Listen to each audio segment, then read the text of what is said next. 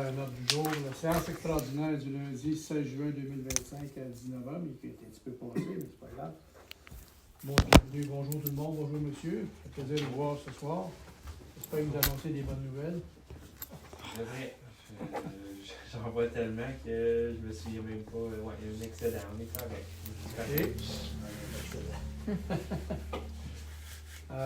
Bon, ben alors, il faut adopter l'ordre du jour. Proposition, je lis, je vais faire la lecture de ça. Proposition du Conseil d'édition de compte 2024, programme d'aide à voirie locale. Et en 3.2, présentation, dépôt et adoption du rapport financier et du rapport du vérificateur de l'année 2024. En 4, ça sera l'élevé de l'Assemblée. Alors, puisqu'on est devant le procès verbal, le projet pour avoir adopté. Alors, je marque que quand même, c'est l'ouverture de la séance. Pas 7 heures, je vais écrire 19h12. 19h12, c'est ce que je vais écrire. OK. Alors, je lirai que il est proposé par et résolu à l'unanimité que l'ordre du jour soit adopté tel que lu, c'est-à-dire tel que je viens de le faire. Alors, qui en fait la proposition? Monsieur René Leblanc.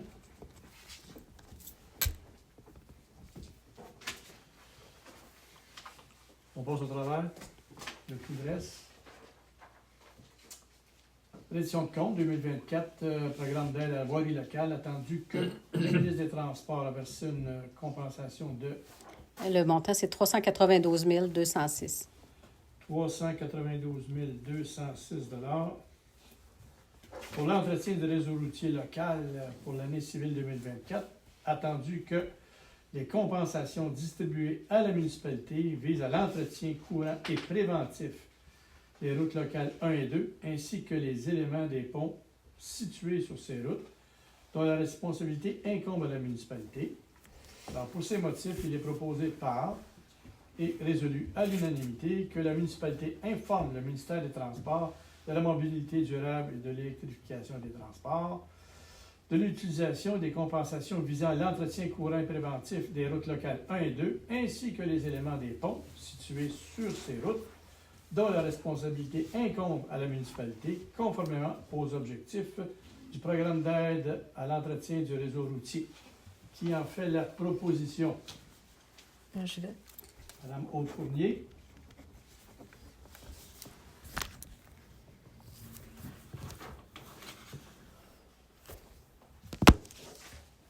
En 3.2. Présentation, dépôt et adoption du rapport financier et du rapport du vérificateur 2024. Conformément à l'article 176 et suivant du Code municipal, le rapport financier ainsi que le rapport du vérificateur pour l'année 2024 sont déposés.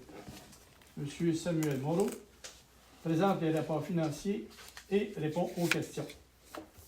Alors, il est proposé par et résolu à l'unanimité que les dix rapports soient acceptés tels que présentés par M. Samuel Moreau et présentés par la firme Pellerin Aubert Ramsey, Provencher Incorporé, et qu'ils soient transmis au ministère des Affaires municipales et de l'Habitation. À nouveau, qui en fait la proposition? Il faut qu'il est présent avant. Présent avant, d'accord. Excusez, ça va, j'en ai quand même fait la lecture. Allons-y. Donc, je vais commencer. Donc, vous avez toute une copie qui vous a été remise. La copie que je vous présente, c'est la copie, en fait, c'est le rapport financier, mais la version résumée. Donc, une version complète qui va être déposée sur le site du MAMAS, justement. Ce rapport complet-là, en fait, là, il y a une centaine de pages. Là, donc, ici, c'est un résumé. Dans le rapport complet, ils sont réextraits en plusieurs, mettons, les revenus sont éclatés, après ça, sont rééclatés sous une autre forme, ainsi de suite. Là. Donc, on y va vraiment de façon plus simplifiée ce soir.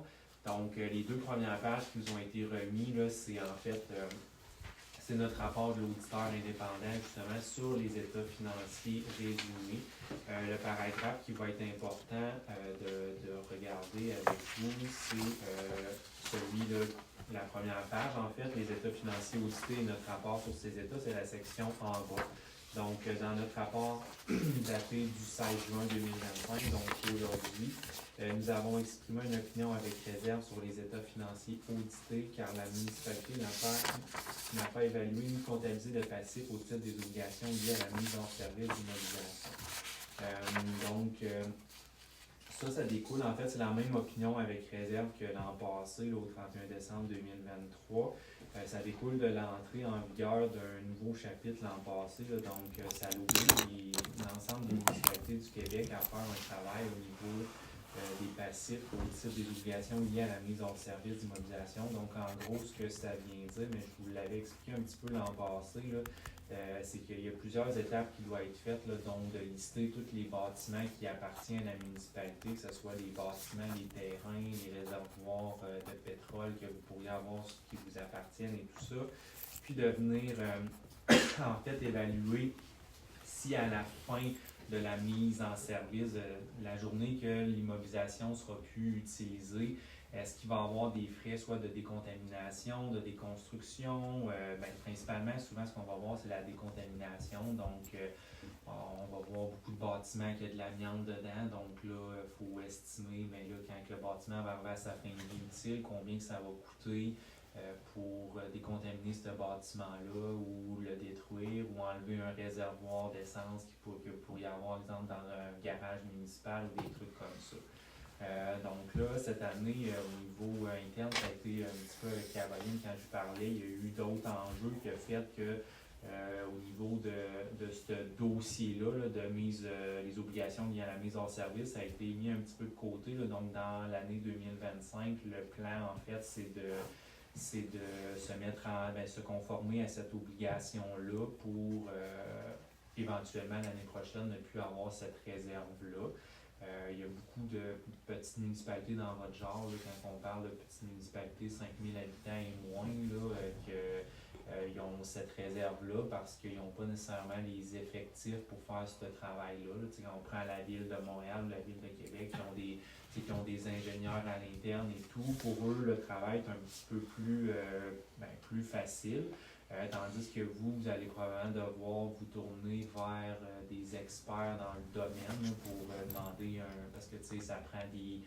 Même si je vous demande combien ça coûte s'il y a de l'amiante ici décontaminée, il n'y a pas personne, à moins qu'il y ait quelqu'un, que ce soit sa profession, qui est capable de chiffrer combien que ça va coûter. Ce que ça vient faire, en fait, cette obligation-là, il force les municipalités à prévoir dans leur budget, en fait, un montant. On utilise le DCTP, là, les dépenses à taxer pour voir, là, mais il faut prévoir dans les états financiers le coût actualisé, donc mettons dans 40 ans, combien que ça va coûter décontaminer un bâtiment, par exemple. Des municipalités, mettons, environnantes, là, les plus grosses, mettons, vous pouvez penser aux plus grosses villes autour de vous, là. Il y en a qu'on a dû comptabiliser un passif là, d'environ 2,9 à 3 millions, mettons, dans les livres. Okay? C'est sûr qu'eux ont plus de bâtiments. Vous êtes plus petit, donc vous avez aussi moins de bâtiments. Puis, tout dépendant aussi l'âge des bâtiments et tout, ça se peut qu'on n'ait rien à comptabiliser. Par contre, le travail doit quand même être fait pour lister ces bâtiments-là ou ces immobilisations-là. Le travail doit être fait aussi à toutes les. Normalement, dans la norme, ils disent de façon régulière pour venir réévaluer à savoir est-ce que notre estimation qu'on a faite est encore bonne. Donc, si on aurait fait un exemple, si ce chapitre-là était rentré avant la pandémie, puis qu'on avait fait une estimation que ça coûte 2 millions décontaminés, peut-être que là, durant la pandémie, vous le savez, tous les prix ont drastiquement augmenté, les 2x4, et ci et ça. Donc là, il aurait peut-être fallu réévaluer, puis une obligation aurait peut-être passé, exemple, de 2 à 4 millions. Il aurait fallu la réajuster dans les livres.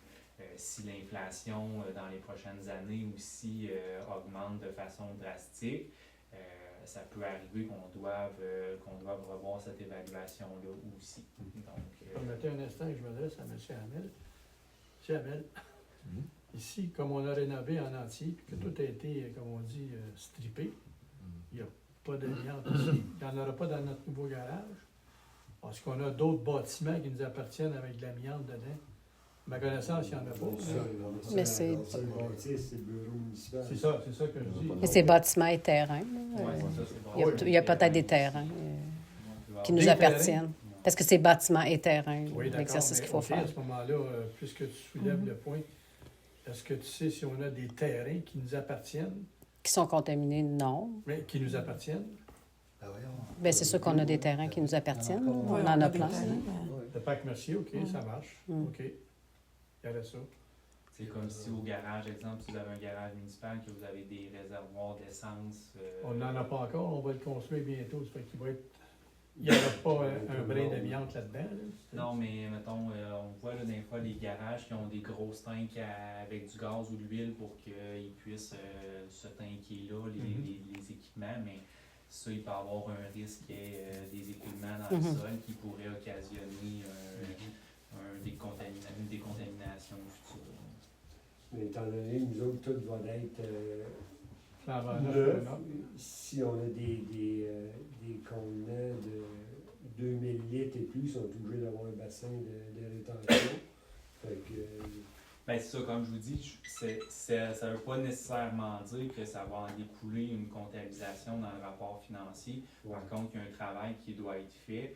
Puis, à toutes les fois qu'il y a des nouvelles constructions, des nouvelles acquisitions, il faut annuellement faire le travail pour s'assurer qu'on est. C'est parce que quand que je parle d'obligation de mise en service, là, c'est toutes les lois, que ce soit environnementales, au niveau du code du bâtiment, c'est tout ce que vous auriez une obligation légale de faire une intervention à la fin de vie de ce bien-là doit être reflété dans les états financiers s'il va y avoir une dépense occasionnée par ça. OK. Fait que, tu sais, des fois, on parle souvent plus de loi environnementale parce que c'est souvent ce qui va arriver, mais il y a aussi tout ce qui est au niveau du code du bâtiment et ainsi de suite. Là. Donc, c'est une loi qui est rentrée en vigueur l'année passée. Là, cette année, il y a 3 autres chapitres en fait qui est rentré en vigueur. Par contre, ceux-là touchaient les revenus, les partenariats publics-privés, puis les actifs incorporels. Donc, ça ne s'appliquait pas à vous là, dans ce cas-là. Donc, il n'y a pas lieu de mettre une réserve par rapport à ces chapitres-là. Donc, est-ce que c'était OK pour vous, là, l'explication des réserves? Ça va. Donc, on va passer tout de suite au chiffre. En fait, là, la première page, celle qui s'appelle Sommaire des résultats des fins fiscales. Donc, cet état-là, il sert à faire le pont entre les normes comptables et ramener ça sur une base de rentrée et de sortie de fonds. Parce que les normes comptables, quand on comptabilise selon les normes comptables, autant les revenus que les dépenses, ça ne veut pas nécessairement dire que ça occasionne une rentrée ou une sortie de fonds. Donc, ici, cet état-là vient nous permettre en fait de faire ce rapprochement-là. Donc, au niveau des revenus, la section en haut, c'est les revenus de fonctionnement puis les revenus d'investissement. Donc, 1,9 million de revenus de fonctionnement puis des revenus d'investissement de 3,2 millions. Vous voyez qu'au niveau des revenus d'investissement, dans la colonne réalisation 2024, c'est beaucoup plus élevé que l'année passée, là, de 206 351. On va le voir un petit peu plus loin, mais il y a eu beaucoup il y a eu beaucoup de travaux qui ont été faits cette année. Là, donc, il y a eu des subventions qui ont été reçues par rapport à ça pour venir combler ces investissements-là. Donc, on part de nos revenus comptables, 5 197 000. On vient soustraire tout ce qui répond aux critères de charge, donc 2 132 150. Ça fait un excédent lié aux activités de 3 65 000 Comme on est dans l'état de fonctionnement des fins fiscales, on va venir enlever nos revenus d'investissement de la ligne plus haute. Là. Donc, on vient enlever le 3 273 000. Donc, les activités de fonctionnement, donc les revenus de fonctionnement moins les charges de fonctionnement, ont occasionné un déficit de 208 103 avant conciliation des fins fiscales. Donc, c'est là qu'on vient tenir compte des éléments de conciliation des fins fiscales. Donc, c'est tous les éléments qui sont soit pas une sortie de fonds ou qui ne rentrent pas dans les charges parce que ça ne répond pas aux critères d'une charge au fin des normes comptables. Donc, la principale ajustement, c'est l'amortissement des immobilisations corporelles. Donc, 378 530. Donc, le 378 000, c'est une dépense qui est inclue dans le 2 132 150 de charges. Par contre, ce n'est pas une sortie de fonds parce que la sortie de fonds a eu lieu la journée où vous avez fait l'acquisition de l'immobilisation. Donc, le déficit, on vient ajouter l'amortissement. Donc là, on tombe en surplus de 170 427 $. Par contre, il nous reste les remboursements de la dette à long terme parce que ce qui répond à un critère d'une charge dans les normes comptables, c'est juste la portion intérêt. Par contre, la municipalité paye des intérêts et du capital, donc on doit venir inclure le 35 568 de capital qui a été payé sur les dettes à long terme. Et puis ensuite, là, il y a eu des affectations qui ont été faites, donc on a pris une partie de revenus de fonctionnement pour payer des investissements, donc 87 000. Donc, c'est le 35 000 puis le 87 000, en fait, viennent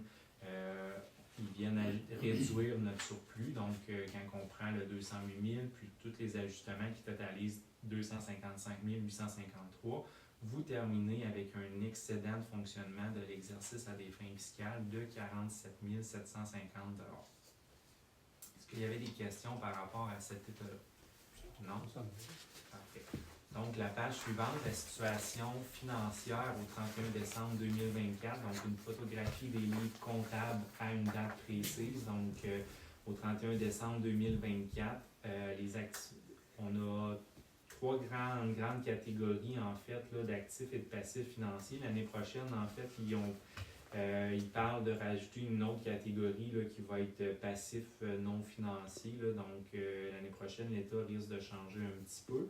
Donc, au niveau des actifs financiers, c'est les actifs qui ne servent pas à rendre des services aux citoyens. Donc, la trésorerie, ça c'est le compte de banque, là, 352 727 $. On voit qu'il a quand même réduit par rapport à l'année passée. Là. Donc, il y a eu une partie des surplus de liquidités qui ont été utilisés pour payer les dépenses et les investissements qui ont été faits durant l'année là, qui n'étaient pas financés. Ensuite, l'autre grande catégorie, c'est les débiteurs, donc 1 087 590. Donc, quand on parle de tout ce qui rentre dans les débiteurs, c'est les taxes municipales que les citoyens doivent en date du 31 décembre. Donc, les citoyens qui n'ont pas payé encore leurs taxes municipales pour l'année 2024 ou antérieure. Il y a toutes les subventions du gouvernement du Québec et du Canada, donc ils ont des subventions que vous rencontrez les critères, mais que soit qu'il manque une réédition de compte pour que le versement soit fait, donc 797 793 $ qui est à recevoir du gouvernement du Québec et ses entreprises. Donc, dans ce montant-là, ça inclut la subvention pour le TECQ, les programmes AI-RRL, le programme ARI-ARL, le montant de Recycle Québec et la TVQ. Tandis qu'au niveau gouvernement du Canada, de ces entreprises, donc vous aviez 189 000 environ à recevoir, qui est principalement de la TPS. Sinon, dans le 1 087 000, là, il y a aussi les droits de mutation, donc les montants à recevoir suite à des transactions immobilières. Vous en aviez pour 8 074 $. Et il y avait aussi des droits de carrière et sablière qui étaient à recevoir là, pour 5 172 $. Donc, tout ça totalise le 1 087 000. Donc, les actifs financiers sont à 1,4 million. Vous aviez également au 31 décembre donc, des passifs, des dettes, créditeurs, charges à payer, 67 000. Donc, là-dedans, c'est des fournisseurs, des salaires à payer, des vacances à payer, des remises au gouvernement. Sinon, revenus reportés, 191 000. Donc, en fait, le 191 000 là, est 95 %, même pratiquement 100 %, c'est des droits de carrière. Donc, les droits de carrière, la norme comptable nous oblige en fait à prendre tous les droits de carrière que vous recevez durant l'année et de les mettre en revenus reportés. Lorsque vous les utilisez, ces montants-là, là, comme cette année, il y a eu une résolution qui a été passée pour s'approprier un 25 000 de ces montants-là pour les travaux que vous avez faits sur les voies en fait qu'empruntent les exploitants de carrière. Donc, il vous reste encore 191 197 $ de droits de carrière des années antérieures que vous pourriez utiliser en fait pour des travaux sur ces voies-là. OK. Par contre, comme j'ai mentionné, ça prend une résolution pour venir s'approprier une partie de ces revenus-là. Au niveau des dettes à long terme, donc 436 421, donc une diminution par rapport à l'année passée parce que vous avez fait des paiements de capitaux durant l'année. Il n'y a pas eu de nouvelles dettes en fait là-dedans. C'est les dettes en lien avec les deux Kubota, le Ford, puis il y a un billet aussi avec Desjardins. Donc, il n'y a pas eu de changement à ce niveau-là. C'est les mêmes dettes que l'année passée qui totalisent, les passifs en fait totalisent 694 962 $. Lorsqu'on prend les actifs financiers et qu'on soustrait les passifs, il reste un actif financier net de 745 355 $. Donc, c'est certain qu'il y a une diminution là, de 355 000 environ là, par rapport à l'année passée. C'est principalement causé par l'utilisation de la trésorerie pour justement là, payer soit des activités d'investissement ou de fonctionnement, là, donc pour couvrir le manque à gagner, que, par exemple, vous n'avez pas eu de subvention pour réaliser certains travaux, et ainsi de suite. C'est 385 000 pour le... On a pris 700 000, on a coupé en deux pour payer une partie du Cosford. C'est 385 000 qu'on s'est entendu là-dessus. Oui, mais c'est ça en plusieurs phases. Je veux dire, c'était pas un simple montant. Il va y avoir aussi le décohésionnement, la mise en place, tout ça. Bon, là, on a quand même pris le 300 Oh oui, on a pris là. C'est là que ça vient. Donc, ensuite, là, les actifs non financiers, vous allez voir là, au niveau des actifs corporels, donc passe de 3,5 à 6,9 millions, donc une très grosse augmentation là, causée par un projet principalement, là, le pavage sur Gosford qui a coûté alentours de 3,4 millions. Là. Donc, c'est la principale acquisition. Puis Donc, on a une subvention quand même. Ouais. On se rappelle qu'on a une subvention. Oui, on va le voir un petit peu plus loin dans la section des investissements, là, parce que c'est pas une dépense de fonctionnement. Au niveau de la catégorie haute, c'est les frais payés d'avance, donc on n'ajuste pas. Là. Donc, tantôt, vous me posiez la question, c'est quoi une anomalie, là, mais par exemple, c'est le choix de ne pas ajuster les frais payés d'avance, même s'ils devraient être exempts à 3 000, mais là, on a un écart, exemple, de 1 200 $. Nous, on juge que c'est pas matériel, donc on passe pas d'écriture pour rien, exemple. C'est ça une anomalie qu'on décide de ne pas corriger. Mais tout à l'heure, tu parlais des taxes impayées et tout ça. Les taxes impayées, le monde nous doit depuis X temps, on les place où là-dedans? Parce que c'est quand même un gros montant. Là.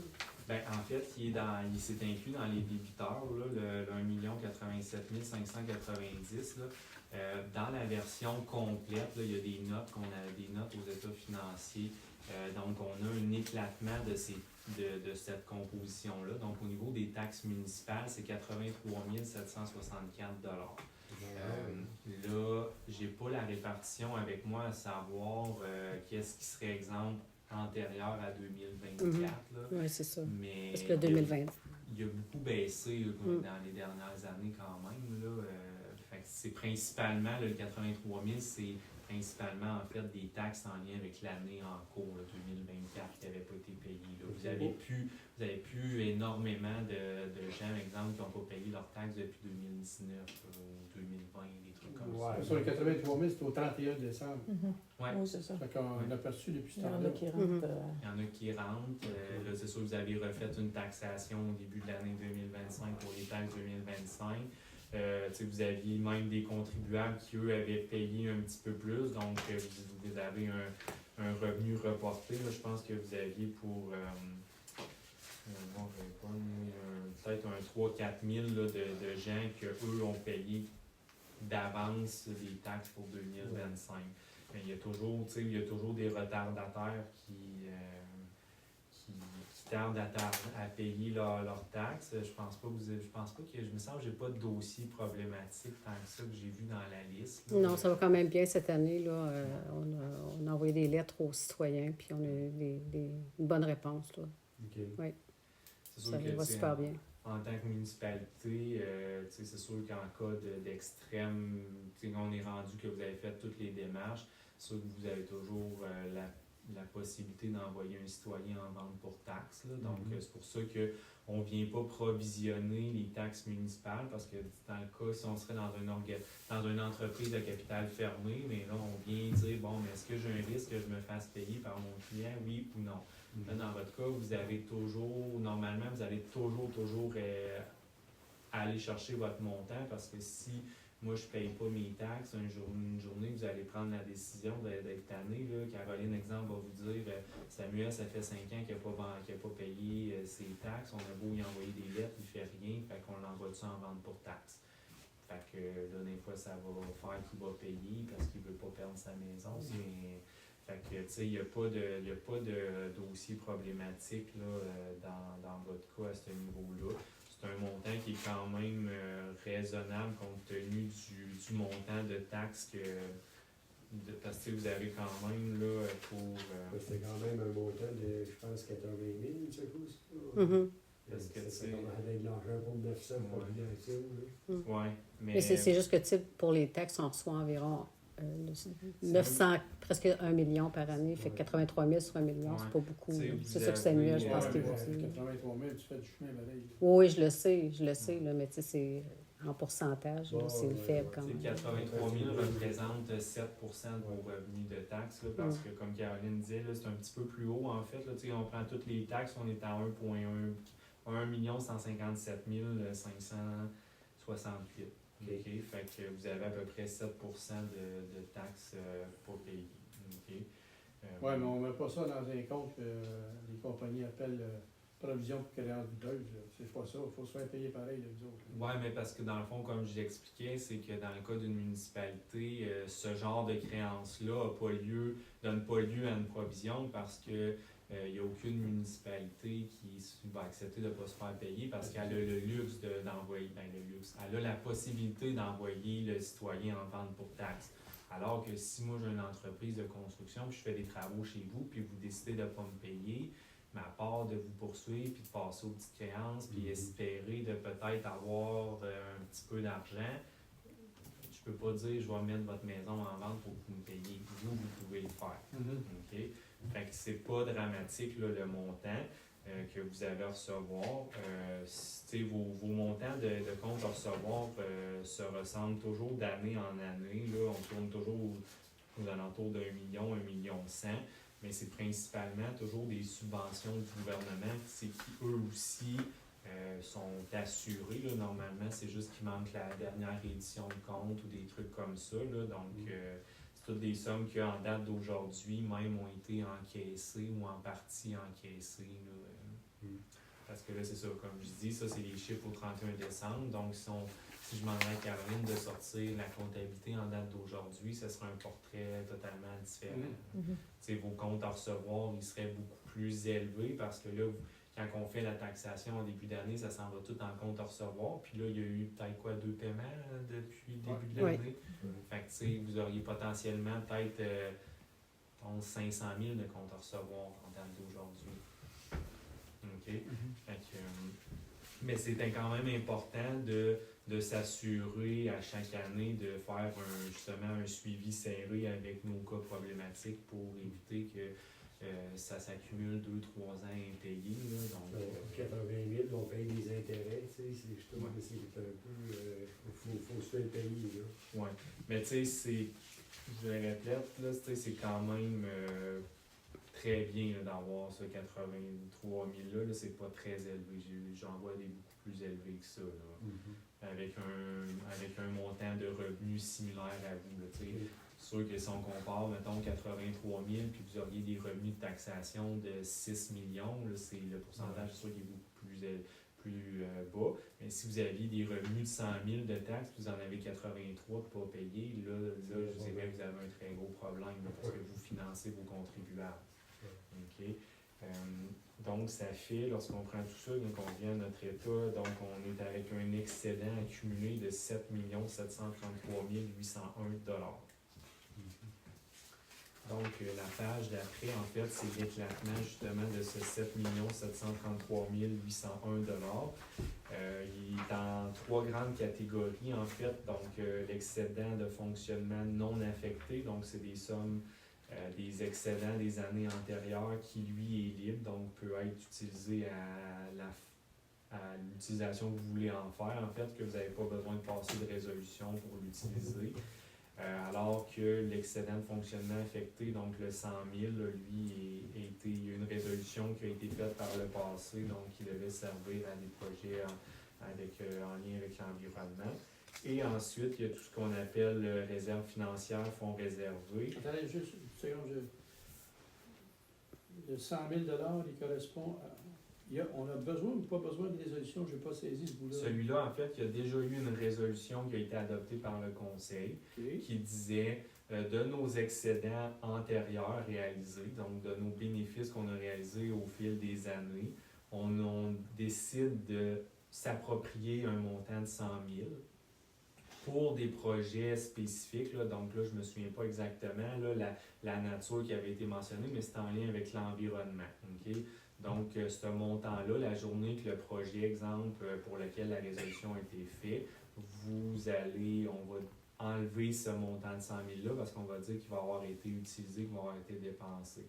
Là, exemple, vous m'aviez dit que vous êtes en train, d'exemple, de construire un garage ou peu importe. Vous auriez pu passer une résolution de venir dire ben, du 1 200 024 $ qu'on a d'excédent parce qu'on le sait qu'on va aller chercher juste 500 000 de subventions, puis ça va en coûter 1 million, mais on va s'approprier 500 000 des bénéfices pour éviter de devoir taxer nos contribuables. Okay? Donc, on va venir équilibrer notre manque à gagner. On va utiliser notre bas de laine qu'on a mis de côté au fil des années pour éviter de devoir augmenter drastiquement nos taux de taxes parce que votre budget doit toujours être équilibré. Là, donc, vous pourriez venir piger dans ce bas de laine-là pour venir équilibrer vos dépenses d'investissement ou de fonctionnement. Mais comment on utilise ce montant-là, ce 1 200 000-là, lorsqu'on le compare avec ce qu'on a véritablement en liquide dans le compte? Il y en a un qui me semble intangible, puis l'autre tangible. Oui, mais il y en a un qui est là, 1,2 million, ça ne veut pas nécessairement dire que c'est le montant que vous avez dans le compte de banque. Okay. C'est que vous avez une équité en fonction de vos immobilisations que vous possédez, les actifs que vous possédez, moins les passifs que vous devez. Donc, effectivement, là, dans votre cas, vous avez juste 352 000 dans le compte de banque. Donc, il y a une bonne partie qui est intangible, dans le sens qui est dans la valeur des actifs que vous possédez. Mais comment est-ce qu'on l'utilise ou qu'on n'utilise pas? Je veux dire, vous avez donné l'exemple qu'on n'augmenterait pas les taxes, on ne taxerait pas nos citoyens. Ben, en fait, c'est une notion qui est comptable. Quand on rentre là, c'est dans la conciliation à des fins fiscales. Donc, effectivement, là, on tiendrait compte des revenus réels qu'on va encaisser, des dépenses qu'on va réellement faire, les subventions que vous allez recevoir, et ainsi de suite. Là. Donc, une portion qui est des écritures comptables. OK. Bon. Mais dans le meilleur des mondes, là, exemple, là, que vous voudriez être sûr de jamais manquer vous pourriez avoir à chaque année, à toutes les fois que vous faisiez un excédent de 100 000, vous ouvriez un compte excédent là, que vous envoyez 100 000 puis vous laissez dedans. Fait que là, vous auriez dans un compte de banque en date d'aujourd'hui 1,2 million. Okay? Mais sauf que au fil des années, il aurait manqué de l'argent une année, fait qu'il aurait fallu que vous empruntiez quand même là, parce que vous continuez à faire des dépenses d'investissement. La journée, ça prend un certain temps avant que la subvention rentre dans les livres de la municipalité. Tu sais, quand on parle que vous avez 743 000 que le gouvernement du Québec vous doit, mais durant ce temps-là, soit qu'on prend une marge de crédit, soit qu'il faut trouver l'argent quelque part parce qu'il faut vous payer vos fournisseurs. Donc, la pensée magique de venir dire, bien, à cause que j'ai des excédents de fonctionnement non affectés d'1,2 million, je dois avoir ça absolument dans mon compte de banque. Il n'y a aucune municipalité qui arrive à faire ça. Okay. En fait. Donc, c'est effectivement, là, il y en a une portion que vous avez de façon liquide, mais il y a une portion qui est intangible parce qu'elle est dans la valeur de vos actifs que vous possédez. Au même titre que sur votre maison, exemple, vous avez, mettons, votre maison vaut peut-être sur le marché 400 000, vous avez une dette auprès d'une institution bancaire de 100 000, vous avez une équité de 300 000. Mais cette équité-là, tant que vous ne la matérialisez pas, que vous ne vendez pas votre maison 400 000, vous ne faites pas le chèque de 100 000 à l'institution bancaire, vous la matérialisez pas, cette 300 000-là de plus. Quand on parle d'iniquité, ça veut dire qu'on peut emprunter sur l'équité. Selon certains critères. C'est sûr que dans le domaine municipal, souvent, tout ce que vous empruntez doit passer préalablement par une autorisation ministérielle parce qu'ils vont vous donner des subventions et ainsi de suite. Dans une entreprise, c'est différent parce qu'effectivement, souvent, ils vont demander des garanties. Donc, ils vont prendre des garanties sur un immeuble ou des trucs comme ça. Mais vous, c'est rare. Vous avez quand même des dettes là, parce que vous avez le Ford, vous avez les 2 Kubota. Ça, c'est des exemples de dettes, en fait, qui n'ont pas été subventionnés par le gouvernement. Donc, vous avez utilisé vos liquidités pour investir, pour faire des investissements. OK, c'est bon. C'est bon. Donc, au niveau là, du financement des investissements en cours, donc le 447 000, ça, en fait, c'est la différence là, entre les investissements qui ont été faits durant l'année versus les subventions que vous avez eues ou sur le financement que vous avez eu. Donc, il y a un manque à gagner 447 000. Donc, c'est ce qu'on appelle du financement des investissements en cours. Donc, c'est des projets qui sont encore en cours pour lesquels, en 2025, on va compléter le financement. Et le dernier poste, en fait, c'est l'investissement net dans les immobilisations et autres actifs, 6 880 000. Donc, ça, c'est exactement, là, en fait, l'exemple que j'ai donné de votre maison. Donc, vous avez des immobilisations qui ont une valeur nette comptable d'environ 6,9 millions, sur lesquelles vous avez des dettes nettes de subvention d'environ 100 000. Donc, le 6,9 moins le 100 000 donne 6,8 millions. Donc, la page suivante, en fait, là, c'est justement là, le sommaire d'analyse de la dette, donc la deuxième partie que je vois avec vous. Ça, en fait, le 436 421 $, c'est vos dettes totales que vous avez. De ce montant de 436 000 $-là, il y en a un 330 640 qui va être couvert par des subventions du gouvernement du Québec et ses entreprises. Donc, il reste un 105 000 qui est à la charge de l'ensemble des contribuables. Donc, un 105 000 qui doit être prévu quand vous faites votre budget, de prévoir combien vous allez payer en intérêt et en capital sur ces dettes-là, parce que eux, ils ne seront pas financés par le gouvernement, tandis que le 330 640, lui, va être couvert par des subventions. Donc, à chaque année, le gouvernement va vous payer le montant de capital et intérêt que vous versez sur cette dette-là. Section du bas, sommaire des revenus pour l'exercice terminé le 31 décembre, donc la colonne réalisation 2024, que vous pouvez comparer avec la réalisation 2023, donc environ 200 000 d'augmentation. Donc 60% des revenus proviennent des revenus de taxes, donc 1,1 million de revenus de taxes. Ensuite, l'autre grande catégorie qui représente 30% environ de vos revenus, 561 060, donc c'est toutes les subventions qui servent à couvrir des dépenses de fonctionnement, donc exemple pour le déneigement ou l'entretien des routes et ainsi de suite, là, ce genre de subventions-là, c'est inclus dans ce poste-là. Services rendus, 6 243 $. Tout ce qui est imposition de droit, les amendes, pénalités, revenus de placement de portefeuille, 73 000. Et l'autre grande catégorie, en fait, c'est la catégorie haute, 125 802. Donc, c'est tous les autres revenus qui ne se classifient pas nécessairement dans les autres catégories du haut. On les regroupe à ce niveau-là. Donc, l'autre section, c'est les revenus d'investissement. Donc, les revenus d'investissement, c'est toujours des paiements de transfert, en fait, donc des subventions. Donc, tantôt, quand vous nous parliez, M. Nadeau, là, de l'investissement de 3,4 millions qui a été fait là, au niveau des immobilisations, mais les subventions qui ont été reçues pour couvrir ces dépenses-là, en fait, là, ils se retrouvent dans le 3,2 millions. Donc, ce montant de subvention-là, c'est principalement, en fait, le programme PAVAL, là, PAVL, donc un 3 millions qui est inclus dans ce montant-là. Donc, la page suivante, c'est la présentation du sommaire des charges. Donc, c'est classifié en grande catégorie, là, donc dans le rapport complet, il est encore plus éclaté que ça. Mais ici, on le présente administration générale, donc tout ce qui est en lien avec les dépenses en lien avec le bureau ici, le personnel administratif, donc le 394 000, c'est inclus sur cette ligne-là. Tout ce qui est sécurité publique, donc que ce soit la police, la sécurité incendie, est regroupé ensuite dans la section tout de suite en bas.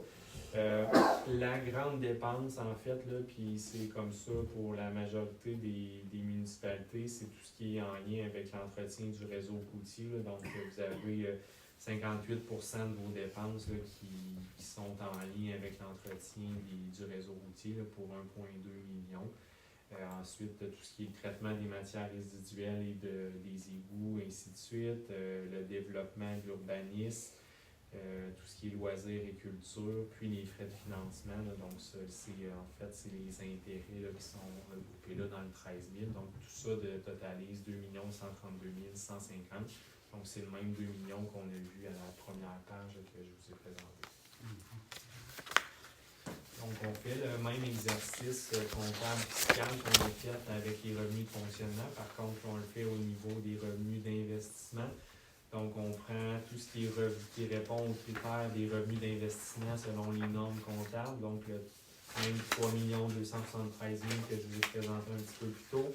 On vient tenir compte des immobilisations que vous avez faites au courant de l'exercice, les affectations qui ont été faites. Donc, ça termine avec un déficit d'investissement de l'exercice à des fins fiscales de 438 945 $. Donc, il y en a une partie de ça qui est expliquée par le financement à obtenir là, au cours des prochains exercices. Donc, ça complète en fait les chiffres pour le 31 décembre 2024.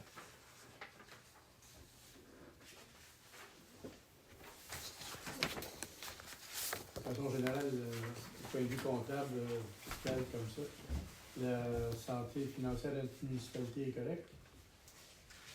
C'est toujours relatif à qui exemple, vous allez vous comparer, à la nature, après ça, le risque, pas le risque, là, mais la sécurité que vous voulez avoir. Tu sais, vous avez un coussin d'1,2 million, il y en a qui vont avoir un coussin juste de 200 000, de 300 000. Tu sais, il n'y a pas de mauvaise réponse, en fait. Là. C'est sûr que la seule chose, par contre, qu'il ne faut pas avoir, c'est qu'il ne faut pas avoir de déficit. Donc là, vous avez un excédent d'1,2 million. Vous ne pouvez pas dilapider ce 1,2 million-là l'an prochaine année, puis que je vous présente, puis que là, on a un déficit de 100 000, parce que là, vous allez devoir aller en financement. Il y a des étapes précises qui doivent être faites. Il y a des délais aussi à respecter. Vous devez emprunter pour rembourser ce déficit-là. Donc, c'est déjà arrivé dans une municipalité qu'on a audité qu'eux n'avaient pas un coussin suffisamment élevé. Qui, année après année, ne voulaient pas augmenter les taxes parce qu'ils ne voulaient pas déplaire aux citoyens. Par contre, une année, la bulle est devenue trop grosse, puis ils se sont ramassés avec ce problème-là. Donc, oui, somme toute, avoir un coussin d'1,2 million, c'est une bonne nouvelle dans votre cas. C'est certain qu'il y a une très, très grande partie de cet excédent-là est de façon intangible dans vos investissements. Donc, ça, c'est peut-être parce que vous avez quand même réduit votre compte de banque de 792 000 à 352 000. Par contre, il y avait beaucoup de subventions à recevoir. Donc, c'est pas quelque chose qui est négatif en tant que tel. On a des bons comptes à recevoir, comme on dirait. Oui. Par contre, est-ce que, la question, est-ce que s'il arrive quelque chose, est-ce que vous êtes capable d'assumer les dépenses pendant un certain temps sans devoir aller emprunter, exemple? Fait que c'est plus, quand vous parliez de vos citoyens, si vous taxez 1 million puis vos citoyens décident de ne pas vous payer tout le monde durant la prochaine année, bien là, il y a 1 million 100 quelques mille qui ne rentrent pas dans les comptes de banque. Là, il faut trouver l'argent quelque part. C'est un cas très, très hypothétique. Oui. Personne qui paierait. Non, mais ce serait dans C'est la science-fiction.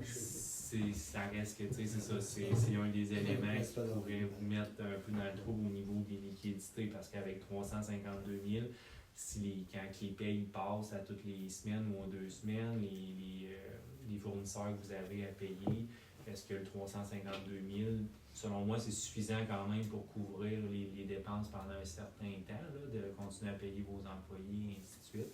Mais est-ce qu'il pourrait être plus élevé? Est-ce qu'il est suffisant? Là, je ne sais pas combien de dépenses que ça peut représenter par mois, là, les dépenses qu'on ne peut pas reporter, là, mais somme toute, c'est bien. Bonne nouvelle. Puis les droits de carrière, là. Ouais. Je pose la question chaque année, mais j'oublie la mécanique. Là, il faut juste une résolution. Oui, comme là, c'est ça, vous en avez passé une au courant de l'année pour venir dire c'était 25 000 en fait. Ouais. Là. Fait que, en fait, vous faites une résolution. Okay. Mais encore là, tu sais, faut-tu le budgéter? On peut-tu le budgeter en début d'année quand on fait notre budget, dire on va sortir. Oui, exact. Encore là, c'est juste de faire attention parce que ce 191 000-là, c'est de l'argent que vous avez encaissé dans les années. Il n'est pas nécessairement toujours dans le compte de banque. Là, ça aussi, là, c'est que c'est bien qu'on... Oui. Pendant des années, on ne l'a pas utilisé. Exact. Là, il y a des mois. Dans le dossier, je pense qu'on remonte à facilement 2018, là, qui est peut-être encore... Qui est dans le 1,2 million. Oui, exact. Parce que, en fait, ça représente, comme cette année, je pense que c'est 61 000 là, les droits de carrière que vous avez que vous avez perçus du 1er janvier au 31 décembre. Là. Donc, du 61 000, même cette année, c'est comme si vous en aviez, mettons qu'on oublie le passé, là, si on prend juste cette année, vous auriez eu 61 000 de revenus, par contre, vous en avez utilisé juste 25. Donc, on constate 25 de revenus, puis on reporte la différence. Okay? Fait que oui, il est rentré 61 000 dans le compte de banque. Là, vous en avez sorti 25 pour payer les travaux que vous avez faits. Fait que théoriquement, dans le 352 000 dans le compte de banque qui reste, il y a la différence qui est encore là. Fait que c'est juste de faire attention. Là, le 191 000, dans votre cas, vous en avez suffisant, mais on arrive dans certaines municipalités, qu'exemple, il y aurait 50 000 dans le compte de banque, mais ils ont des droits de carrière inutilisés de 191 000. Là, c'est parce qu'ils l'ont dépensé à d'autres utilités, ce montant-là. Mais oui, là, vous pouvez le prévoir en début d'année, quand vous faites votre budget, de dire, ben, on a des travaux à faire sur cette rue-là. On a 191 000 qui n'est pas utilisé, on fait une résolution, mais encore là, c'est ça, c'est une écriture comptable pour venir balancer une sortie de fonds. OK. Ouais, c'est ça. OK. Autre question? Donc là, vous pouvez poser votre question. Là.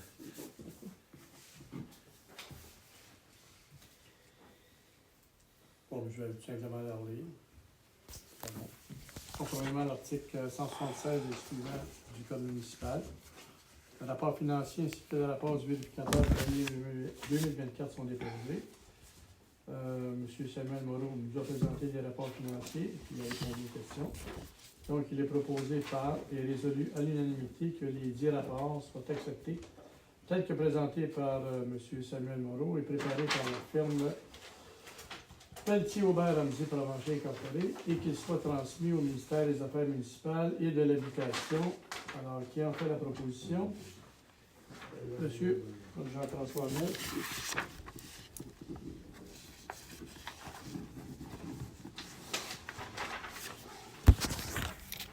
Dernière étape, levé de l'Assemblée. 20 heures. 20 heures exactement. Il est proposé par et résolu à l'unanimité de lever l'Assemblée à 20 heures. Madame Fournier. Oups.